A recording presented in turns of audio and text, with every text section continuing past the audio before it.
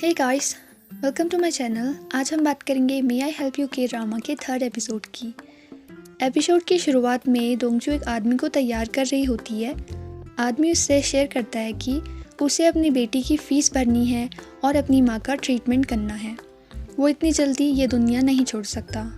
वो दोंगजू से पूछता है कि क्या वो उसकी हेल्प कर सकती है। दोंगजू को लगता है कि वो उससे पैसों की हेल्प मांग रहा है। दोंगजू उससे पूछती है कि उसे कितने पैसों की ज़रूरत है। आदमी कहता है 1 के पीछे 8 ज़ीरो लगाने पर जो नंबर बनता है। दोंगजू इतनी बड़ी रकम सुन के हैरान हो जाती है, लेकिन वो आदमी क्लियर करता है कि पैसे नहीं मांग रहा है। वो तो उसे अपने रूम का पासकोड बता रहा है। दोंगजू को सिर्फ उसके घर जा कर के वो चेक ढूंढना है और उसकी वाइफ को देना है। नेक्स्ट सीन में दिखाते हैं कि दोंगजू उस आदमी के बताए हुए पासकोड से उसके अपार्टमेंट में एंटर करती है। वो एक अलमारी खोलकर चेक ढूंढ रही होती है, तभी दरवाज़ा खुल जाता है। जल्दबाजी में दोंगजू उसी अलमारी के अंदर छुप जाती है। रूम में उस आदमी की वाइफ, एक और लेडी और किम जिप्सा एंटर करते हैं। गाइस, एक बात का यहाँ पर ध्यान दें कि ड्रामा देखते वक्त आपको जिप्सा की जगह किम ते ही का नाम सुनाई देगा, लेकिन ड्रामा के डिस्क्रिप्शन में मेन लीड का नाम किम जिप्सा ही है। इसलिए मेरी सारी वीडियोस में आपको मेन लीड का नाम किम जिप्सा सुनाई देगा। आई होप आप इस बात पर कंफ्यूज ना हो। किम जिप्सा वहाँ पर सफाई करने के लिए आया होता है। वो वॉल पर टकी एक फैमिली पिक्चर देखता है जिसमें वही अंकल की फ़ोटो होती है जिन्हें उसने कुछ दिन पहले घर पहुँचाया था जब वो शराब के नशे में थे। लेडी जिप्सा से पूछती है कि क्या वो उन्हें पहचानता है, तो जिप्सा जवाब देता है कि उसने कुछ दिन पहले ही उन्हें उनके घर ड्रॉप किया था। डेड आदमी की वाइफ खुद को कोसने लगती है कि ये सब उसकी वजह से हुआ है। वो अपने हस्बैंड से हमेशा पैसों के लिए ही कहती थी। दूसरी लेडी उसे समझाती है कि ये उसकी गलती नहीं है। वो कहती है कि तुम्हारे पति ने तुम्हारे लिए कुछ भी नहीं छोड़ा है। तभी जिप्सा उन्हें बताता है कि उन अंकल के पास 10 करोड़ का चेक था, लेकिन उन्हें जिप्सा पर यकीन नहीं आता। उसके बाद उसे हायर करने वाली लेडी जिप्सा को उन डेड आदमी का वार्डरोब दिखाती है और उसे सफाई करने को कहती है। वो ट्रैश बैग लेने के लिए दूसरे कमरे में चले जाती है। जिप्सा जैसे ही अलमारी खोलता है उसे दोंगजू दिखती है। वो हैरान होकर चिल्लाता है और नीचे गिर जाता है। दोंगजू से चुप रहने को कहती है और जल्दी से दरवाज़ा बंद कर देती है। लेडी उसकी चीख सुनती है और रूम में आ जाती है। उसे लगता है कि जिप्सा फ्लोर पर फिसल कर गिर गया है। जब तक वो लेडी फ्लोर साफ करने के लिए सामान ढूंढ रही होती है, तब तक जिप्सा दोंगजू से पूछता है कि वो यहाँ क्या कर रही है। दोंगजू उसे अपने फ़ोन के टेक्स्ट के थ्रू बताती है कि वो किसी बुरे काम के लिए नहीं आई है। वो जिप्सा से उस पर ट्रस्ट करने को कहती है और चुप रहने के लिए रिक्वेस्ट करती है। दोंगजू दरवाज़ा बंद करने की कोशिश करती है, लेकिन जिप्सा उसे ऐसा नहीं करने देता। दोंगजू जिप्सा को किक करके दरवाज़ा बंद कर देती है। जिप्सा फिर से गिर जाता है और उस लेडी को लगता है कि फ्लोर में फिसलन की वजह से ही जिप्सा दोबारा गिर गया है। उसके बाद लेडी उसे वो अलमारी खोल करके सफाई शुरू करने को कहती है जिसमें दोंगजू छुपी हुई है। जिप्सा दरवाज़ा खोलने में हिचकिचाता है और बार बार ज़ोर ज़ोर से रिपीट करता है कि वो दरवाज़ा खोलने वाला है, ताकि दोंगजू इस बात से अवेयर हो जाए। जब लेडी वहाँ से चली जाती है तो जिप्सा दरवाज़ा खोलता है और दोंगजू से पूछता है कि वहाँ क्या कर रही है। दोंगजू उसे लिखकर बताती है कि वो यहाँ 10 करोड़ का चेक ढूंढने के लिए आई है। लेडी अपनी बहन यानी कि डेड आदमी की वाइफ को बाहर घुमाने ले जाती है। उसकी वाइफ मना करती है, लेकिन वो लेडी उसे बाहर घूमने के लिए इंसिस्ट करती है। उसकी वाइफ कहती है कि वो जिप्सा को इस तरह से घर में छोड़ करके कैसे जा सकते हैं। लेडी कहती है कि उनके घर में वैसे भी चुराने लायक कुछ नहीं है, तो किम जिप्सा कुछ भी चोरी नहीं कर सकता। लेडी जिप्सा से पूछती है कि क्या वो दोनों कुछ देर के लिए बाहर जा सकते हैं। दोंगजू जिप्सा की शर्ट खींचकर उसे हाँ कहने को रिक्वेस्ट करती है और मासूम सा चेहरा बनाने लगती है। दोनों लेडीज़ के बाहर जाने के बाद दोंगजू उस अलमारी से बाहर निकलती है। दोंगजू जिप्सा को थैंक यू बोलकर 10 करोड़ वॉन का चेक ढूंढने लग जाती है। जिप्सा बार बार उसे रोक कर उससे सवाल पूछता है, लेकिन दोंगजू उसे बार बार चेक ढूंढने को कहती है और कहती है कि वो सब कुछ उसे बाद में एक्सप्लेन कर देगी। दोंगजू उसे ऐसा प्रिटेंड करने को कहती है जैसे उसने दोंगजू को यहाँ देखा ही ना हो। फिर वो पूरे अपार्टमेंट में चेक की तलाश करने लगती है और सारा सामान बिखेर देती है। जिप्सा बार बार उसे पूछता है कि उसे चेक के बारे में कैसे पता, लेकिन दोंगजू उसे कोई वैलिड जवाब नहीं देती। वो बस कहती है कि उसे ये चेक ढूंढ करके उन अंकल की वाइफ को देना है और वो फिर से तलाशी में बिजी हो जाती है। जिप्सा कुछ समझ नहीं पाता।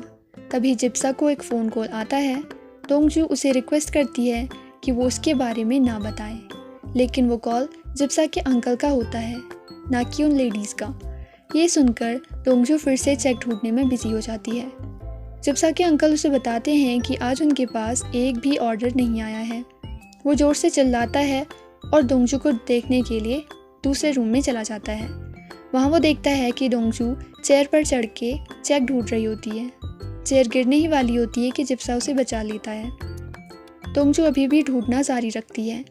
जिप्सा कहता है कि वो उसका यहाँ आने का सीक्रेट किसी को नहीं बताएगा, इसीलिए उसे यहाँ से अब चले जाना चाहिए और तब वापस आना चाहिए जब जिप्सा वहाँ पर ना हो। लेकिन दोंगजू अभी भी नहीं रुकती। जिप्सा कहता है कि अगर वो अभी यहाँ से चली जाएगी तो कुछ अच्छा होगा। इस पर दोंगजू कहती है कि वैसे भी उसके साथ कुछ अच्छा नहीं होता। जिप्सा चेयर छोड़ देता है, लेकिन उसके गिरने से पहले ही उसे फिर से बचा लेता है। वहीं दूसरी ओर दोंगजू के पापा और उस फ्यूनरल पार्लर में रहने वाले फादर का इंटरेक्शन होता है।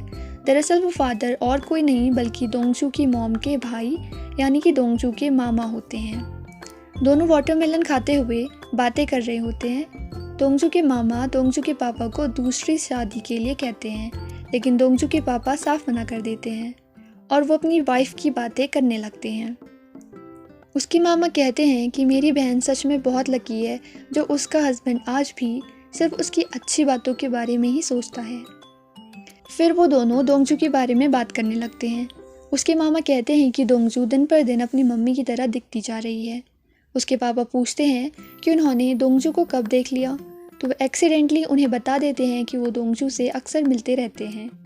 थैंकफुली वो दोंगजू के फ्यूनरल में काम करने वाली बात नहीं बताते। वहाँ दोंगजू और जिप्सा अभी भी उस अपार्टमेंट में हैं। दोंगजू जिप्सा से वाइट शर्ट ढूंढने को कहती है। वो कहती है कि उसके बाद वो वहाँ से चली जाएगी। जिप्सा को वाइट शर्ट मिल जाती है, लेकिन उसमें कोई चेक नहीं होता। जिप्सा दोंगजू का हाथ पकड़कर उसे बाहर ले जाता है, लेकिन दोंगजू कहती है कि वो सिर्फ एक लास्ट जगह चेक करके चली जाएगी। जिप्सा 3 तक काउंट करता है, लेकिन दोंगजू अभी भी नहीं जाती। तो जिप्सा उन लेडी को कॉल कर देता है जिसने उसे हायर किया था और उन्हें कहता है कि वो जल्दी से घर आ जाए। दोंगजू भागने की कोशिश करती है, लेकिन जिप्सा उसे जाने नहीं देता। लेडी दरवाज़ा खोलने ही वाली होती है कि दोंगजू जिप्सा को धक्का देके भाग जाती है। इस दौरान एक पॉट टूटकर बिखर जाता है और लेडी दरवाज़ा खोलती है। वो देखती है पॉट बिखरा हुआ है और जिप्सा वहीं खड़ा है। वो जिप्सा को डांटने लगती है। दोनों बिखरे हुए पॉट को समेटते हैं कि जिप्सा की उंगली में कट लग जाता है। लेडी उसके लिए बैंडेज लेने के लिए जाती है तो देखती है कि वहाँ भी सब कुछ बिखरा हुआ है। लेडी उसे फिर से डांटने लगती है। उसे कुछ आवाज़ आती है और वो उस रूम का दरवाज़ा खोलने जा रही होती है जहाँ पर दोंगजू छुपी है। जिप्सा कहता है कि वो उस रूम को चेक कर लेगा, लेकिन वो लेडी नहीं मानती और खुद ही चेक करने जा रही होती है। उनके दरवाज़ा खोलने से पहले ही डेड आदमी की वाइफ का कॉल आ जाता है। वो उस लेडी को कहती है कि वो घर वापस आ रही हैं, लेकिन लेडी उन्हें मना कर देती है। फिर वो जल्दी से वहाँ से चले जाती है और जिप्सा को सब कुछ साफ़ करने को कहती है। उनके वहाँ से जाते ही जिप्सा उस रूम का दरवाज़ा खोलता है। तभी दोंगजू एक चेक के साथ बाहर निकलती है। चेक 2 हिस्सों में फटा हुआ है, लेकिन वो 10 करोड़ का ही है। जिप्सा हैरानी से उस चेक के ज़ीरोस को गिनता है। दोंगजू कहती है कि गिनने की ज़रूरत नहीं है, ये सच में 10 करोड़ वॉन का ही चेक है। जिप्सा उससे चेक लेने की कोशिश करता है, लेकिन वो नहीं देती है। वो कहती है कि वो उसे चेक दे देगी, लेकिन उसे दोंगजू का यहाँ आना एक सीक्रेट रखना होगा। नेक्स्ट सीन में जिप्सा वो चेक लेडीज़ को दे देता है और कहता है कि उसे ये सफाई करते वक्त मिला। उस लेडी को याद आता है कि उसने वो चेक कोई मामूली कागज़ समझ करके फाड़ दिया था। वो जिप्सा को थैंक यू बोलती है और उसे एक्स्ट्रा पे करती है, लेकिन जिप्सा मना कर देता है। जिप्सा उन अंकल की वाइफ को उनका सॉरी कहने का मैसेज डिलीवर करता है, जो कि दोंगजू ने उसे डिलीवर करने को कहा था। ये सुनकर उनकी वाइफ रोने लगती है। फिर उस लेडी और उसके हस्बैंड जिनकी डेथ हो गई थी, उनका फ्लैशबैक दिखाया जाता है। वो अपने हस्बैंड के वाइट बाल पिक कर रही होती है और उस सर्विस के लिए 10 करोड़ वॉन की डिमांड करती है। दोनों हस्बैंड वाइफ की कॉन्वर्सेशन चल रही होती है। फ्लैशबैक के बाहर लेडी कहती है कि ये चेक सच में उसके हस्बैंड ने ही भेजा है और फिर से रोने लगती है। जिप्सा जब अपार्टमेंट से बाहर जाता है तो उसे दोंगजू दिखती है। जिप्सा उसे बहुत सारे क्वेश्चंस पूछता है कि वो चेक मिलने के बाद वहाँ से चली क्यों गई, उसे चेक के बारे में कैसे पता, उसने रूम में एंटर कैसे किया, एट्सेट्रा एट्सेट्रा। दोंगजू उसे रोक कर पूछती है कि वो कितने साल का है। दोंगजू कहती है कि उसके पापा उसे बताते हैं कि आदमी 40 साल का होने तक कुछ नहीं समझता। ऐसी कई सारी चीज़ें हैं इस दुनिया में जिन्हें तुम नहीं समझोगे। जिप्सा उससे एक्सप्लेन करने को कहता है, लेकिन वो कहती है कि वो उसे तब एक्सप्लेन करेगी जब वो अगली बार मिलेंगे। जिप्सा वहाँ से जा रहा होता है कि दोंगजू उसे गलत नाम से बुलाती है। जिप्सा उसे ठीक करने के लिए पीछे मुड़ता है तो देखता है कि दोंगजू उसे एक बैंडेज ऑफर कर रही है।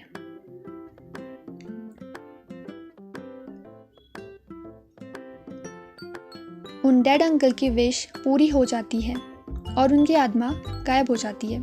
अब सिर्फ 13 लोगों की लास्ट विशेस बाकी रह गई हैं। नेक्स्ट सीन में जिप्सा अपने हाथ में लगे बैंडेज को देखकर कहता है कि उसकी मुलाकात एक बहुत अजीब लड़की से हुई। उसके अंकल उसे टोकते हैं। जिप्सा उनकी बातें अनसुनी करके सो जाता है।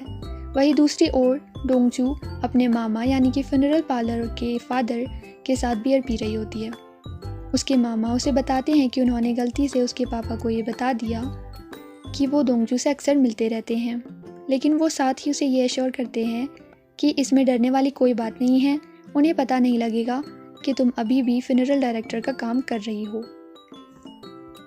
दोंगजू कहती है कि उसके पापा उसे काफ़ी अच्छी तरह से जानते हैं और फिर एक सीन दिखाया जाता है जिसमें उसके पापा उसकी अलमारी में कपड़े रखने आते हैं और देखते हैं कि दोंगजू की अलमारी में काफ़ी सारे काले कपड़े होते हैं। तभी वहाँ दोंगजू आ जाती है और अपने पापा को अपने कमरे से बाहर जाने को कहती है। वो कहती है कि उसे पढ़ाई करनी है और उसके पापा उसे डिस्टर्ब ना करें। दोंगजू अपने मामा से पूछती है कि क्या वो अकेले रह सकती है। इस बात पर दोनों एक साथ कहते हैं कि ये नामुमकिन है। फिर दोनों बियर पीने लग जाते हैं। नेक्स्ट सीन में जिप्सा के अंकल को दिखाया जाता है। वो एक आर्टिकल पढ़ते हैं जिसमें लिखा होता है कि जिप्सा ने एक औरत की 10 करोड़ वॉन ढूंढने में मदद की। ये अफवाह भी सोशल मीडिया में फैल जाती है और इससे उनके बिजनेस को बहुत फ़ायदा होता है। उनके पास ऑर्डर्स पे ऑर्डर्स आते हैं। इस खुशी में जिप्सा के अंकल, जो कि उसकी ओनर भी हैं, वो जिप्सा को ड्रिंक के लिए बाहर ले जाते हैं। दोनों डिस्कस करते हैं कि वो इन पैसों से क्या खरीदने वाले हैं। तभी जिप्सा के अंकल को एक कॉल आती है। वो कॉल उनकी मम्मी की होती है। उनकी मम्मी उन्हें कॉल करके डांट रही होती हैं। अंकल कॉल पर बात करने के लिए साइड में चले जाते हैं। जिप्सा वहाँ बैठा बियर की बोतल ओपन कर रहा होता है। तब उसे अपना बैंडेज दिखता है, जिससे उसे दोंगजू की याद आ जाती है और वो दोंगजू को कॉल करने लगता है। दोंगजू कॉल उठाती है, लेकिन जिप्सा कहता है कि उसे ये कॉल गलती से लग गई है। दोंगजू फ़ोन रखने ही वाली होती है कि जिप्सा उसे पूछता है कि क्या उसे सांग्योप्साल डिश पसंद है। वो उसे थैंक यू कहने के लिए उसे खाना ऑफ़र करना चाहता है। दोंगजू हाँ में जवाब देती है। नेक्स्ट सीन में दोंगजू और जिप्सा एक साथ खाना खा रहे होते हैं। जिप्सा फूड सर्व कर रहा होता है। तभी दोंगजू उसके हाथ का बैंडेज देखती है और उसे नया बैंडेज देने लगती है, लेकिन उसके पास नया बैंडेज नहीं होता है। जिप्सा उसे पूछता है कि क्या वो हमेशा अपने पास बैंडेज रखती है, तो दोंगजू जवाब देती है कि उसकी जॉब की वजह से उसे हमेशा बैंडेज रखनी पड़ती है। दोनों अपनी जॉब्स के बारे में कैजुअल बातें करते हैं। दोंगजू कहती है कि वो दोनों एक दूसरे के बारे में काफ़ी सारी सीक्रेट्स जानते हैं, जबकि वो दोनों क्लोज भी नहीं हैं। इस बात पर जिप्सा को टेडी बनकर दोंगजू के लिए डांस करना याद आता है। दोंगजू एक और डिश ऑर्डर करने को कहती है, तो जिप्सा उसे टीज करता है कि तुम्हें पालने से अच्छा है एक गाय को पालना। जिप्सा अपनी कॉल पिक करने साइड में जाता है और दोंगजू 3 और डिशेस ऑर्डर कर लेती है। फिर दोनों रेस्टोरेंट से बाहर निकल जाते हैं, एक साथ चल रहे होते हैं। जिप्सा एक बैंडेज का पैकेट देता है। दोंगजू हंसकर पूछती है कि क्या ये उसके लिए है। जिप्सा कहता है कि ये तो सिर्फ उसने ऐसे ही उठा लिया था। दोंगजू कहती है कि वो इसका अच्छे से यूज़ करेगी। जिप्सा थोड़ा शर्मा रहा होता है। अगली सुबह जब दोंगजू अपनी अलमारी खोलती है तो देखती है कि वहाँ उसकी ड्रेस नहीं है। वो चिल्लाकर अपने पापा से पूछती है। उसके पापा उसे बताते हैं कि वो काले कपड़े उन्हें फ्यूनरल पार्लर की याद दिलाते थे, इसीलिए उन्होंने उन्हें फेंक दिया। फिर दोंगजू फ्यूनरल पार्लर में काम कर रही होती है। उसके बॉस उससे पूछते हैं कि क्या उसने नए कपड़े खरीदे हैं। दोंगजू पूछती है कि ये बात उन्हें कैसे पता। तो उसके बॉस उसे बताते हैं कि उसके कपड़े पर टैग लगा हुआ है जो कि विजिबल है।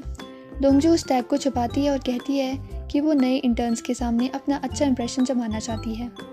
दोंगजू और उसके बॉस नए इंटर्न्स को फ्यूनरल पार्लर दिखाते हैं, साथ ही रेस्टिंग एरिया के बारे में भी बताते हैं। नेक्स्ट सीन में दोंगजू के पापा और जिप्सा का फिर से इंटरेक्शन होता है। दोंगजू के पापा उसे उस दिन के केक के लिए थैंक यू बोलते हैं। वो उसे बताते हैं कि उनकी बेटी दोंगजू को वो केक पसंद आया। वो उसे वाटरमेलन देते हैं एज अ गिफ्ट। जिप्सा के जाने के बाद एक अंकल वहाँ आते हैं और दोंगजू के पापा से कहते हैं, तुम्हारी तो अगले हफ्ते से शिफ्ट स्टार्ट है ना, क्या तुमने अभी तक अपनी बेटी को इस बारे में नहीं बताया है। अगला सीन रात का है। दोंगजू के पापा टीवी सीरियल देखकर इमोशनल हो जाते हैं। दोंगजू घर वापस आती है। उसे भूख लगी होती है। वो ये भूल जाती है कि वो अपने फ्यूनरल डायरेक्टर की ड्रेस को चेंज करना तो भूल ही गई थी। सीन चेंज होता है। दोंगजू अपने दोस्तों के साथ होती है। वो उनसे इस बात को शेयर करती है। उसके दोस्त उसे कहते हैं कि उसका झूठ जल्द ही पकड़ा जाएगा। फिर दोंगजू वहाँ से जाने वाली होती है। वो अपनी दोस्त की दादी को गुड बाय ग्रीट करती है। दादी उसे एक छाता देती है क्योंकि उन्हें लगता है कि बाहर बारिश हो रही है। दोंगजू उन्हें समझाती है कि बारिश नहीं हो रही है और वो वहाँ से चली जाती है। ऐसा दिखाया जाता है कि उसकी दोस्त की दादी अपनी असली पोती की जगह दोंगजू को ही अपनी पोती समझती है और वो बार बार इस बात को भूल जाती है। दोंगजू जब अपने घर जा रही होती है तब उसे रास्ते में दो लड़के दिखते हैं जो कि किसी को बुली कर रहे थे। दोंगजू उन पर पत्थर से निशाना लगाती है और उन्हें चैलेंज करती है। लड़के उसकी तरफ आते हैं और उस पर हाथ चलाने ही वाले होते हैं कि कोई उसका हाथ पकड़ लेता है। वो एक पुलिस ऑफिसर होता है जो कि जिप्सा का एक दोस्त भी होता है और उसी के अपार्टमेंट में रहता है। वो पुलिस ऑफिसर दोंगजू पर सिम्प कर रहा होता है। दोंगजू और वो दोनों लड़के अपने अपने रास्ते निकल जाते हैं। घर पहुंचने से पहले दोंगजू को एक अपार्टमेंट का पोस्टर दिखता है। वो घर जाकर अपने पापा को उस अपार्टमेंट में शिफ्ट होने के लिए मनाती है। वो उन्हें कहती है कि उसे अपनी एग्ज़ाम्स की प्रिपरेशन पर फोकस करना है और एग्ज़ाम्स ख़त्म होते ही वो वापस घर आ जाएगी। दोंगजू बातें बना बनाकर किसी तरह अपने पापा से हाँ करवा लेती है। अगले दिन जिप्सा के अंकल उसे बताते हैं कि उनके सामने वाले अपार्टमेंट में एक लड़की रहने आ रही है। जिप्सा पूछता है कि क्या वो लड़की सुंदर और प्यारी है। फिर दोनों अपने आइडियल टाइप्स शेयर करते हैं। वहीं दूसरी ओर दोंगजू के पापा उसके लिए बहुत सारी डिशेस तैयार करते हैं। दोंगजू खाना खाती है और अपने पापा के हाथों की कुकिंग की तारीफ करती है। दोंगजू अपने नए अपार्टमेंट में पहुंचती है। वहां जिप्सा के अंकल उसका वेट कर रहे होते हैं। वो उसे रूम दिखाते हैं। तभी वहां वो पुलिस ऑफिसर भी आ जाता है और फिर से दोंगजू को इम्प्रेस करने की कोशिश करता है। वो खुद को इंट्रोड्यूस करता है और दोंगजू के बारे में जानने की कोशिश करता है। दोंगजू अपने रूम में आती है। उसे अपना नया रूम पसंद आता है। वहाँ जिप्सा और उसके दोस्त साथ में ड्रिंक और बातें कर रहे होते हैं। पुलिस ऑफिसर दोंगजू के बारे में ही बात करता है, लेकिन जिप्सा को ये पता नहीं है कि वो जिस लड़की की बात कर रहा है वो दोंगजू ही है। ऑफिसर जब दोंगजू की तारीफ करते नहीं थकता तो जिप्सा उनसे पूछता है कि क्या वो लड़की सच में इतनी सुंदर है। दोंगजू को अपना सामान रखते वक्त एक रिंग दिखती है। इसे देखने के बाद वो थोड़ा दुखी हो जाती है। ड्रिंक के बाद जिप्सा, उसके अंकल और वो ऑफिसर तीनों अपने अपने कमरे में जाने लगते हैं। जिप्सा थोड़ी देर वहीं रुक जाता है। दोंगजू भी अपनी बालकनी में आती है, लेकिन दोनों एक दूसरे को नहीं देख पाते। अगली सुबह दोनों अपने अपने काम के लिए निकलते हैं।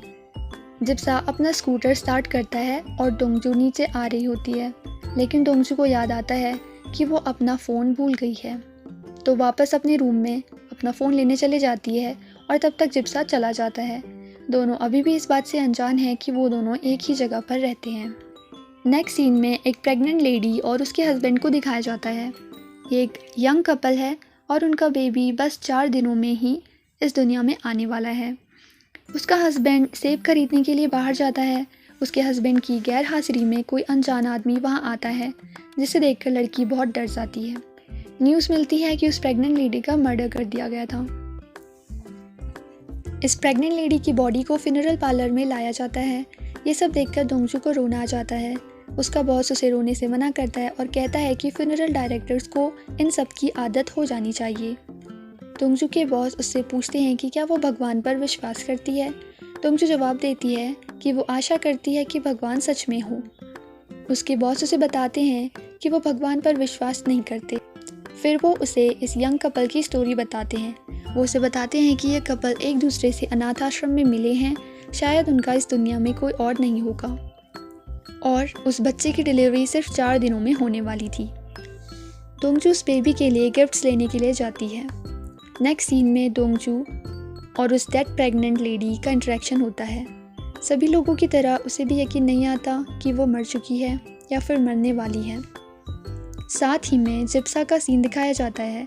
जिप्सा ड्यूटी में होता है और वहाँ एक प्रेग्नेंट लेडी के सेब गिर जाते हैं। जिप्सा उसकी हेल्प करता है। वो उससे कहता है कि वो उनके लिए इन सेबों को डिलीवर कर देगा। वहाँ प्रेग्नेंट लेडी दोंगजू से कहती है कि वो मरने से पहले अपने बेबी को बर्थ दे सकती है, इस तरह से उसका बेबी जी पाएगा। वो बहुत रोती है। फिर वो कहती है कि वो अपने हस्बैंड से बात करना चाहती है, आखिरी बार उसकी आवाज़ सुनना चाहती है। दोंगजू उसके हस्बैंड को कॉल लगाती है, लेकिन उसका कॉल नहीं लगता। उस लड़की की हालत देखकर दोंगजू को बहुत दुख होता है। ऐसा दिखाया जाता है कि उसका हस्बैंड उसी रूम की तरफ बढ़ रहा है जिसमें दोंगजू और उसकी वाइफ है। वो रूम का दरवाज़ा खोलने ही वाला होता है। प्रेग्नेंट लेडी दोंगजू से कहती है कि उसके मरने के बाद उसका हस्बैंड भी खुद को मारने की कोशिश करेगा। इससे पहले कि वो कुछ कह पाती, वो मर जाती है। तभी दरवाज़ा खुलता है और उस दरवाजे पर प्रेग्नेंट लेडी के हस्बैंड की जगह जिप्सा होता है। वो बहुत शॉक्ड होता है और उसके हाथों से सेब का थैला गिर जाता है और वो हैरानी से दोंगजू की तरफ देख रहा होता है। इस एपिसोड की एंडिंग बहुत मिस्टीरियस होती है। इस एंडिंग को अगले एपिसोड में एक्सप्लेन किया जाएगा। फ़िलहाल इतना।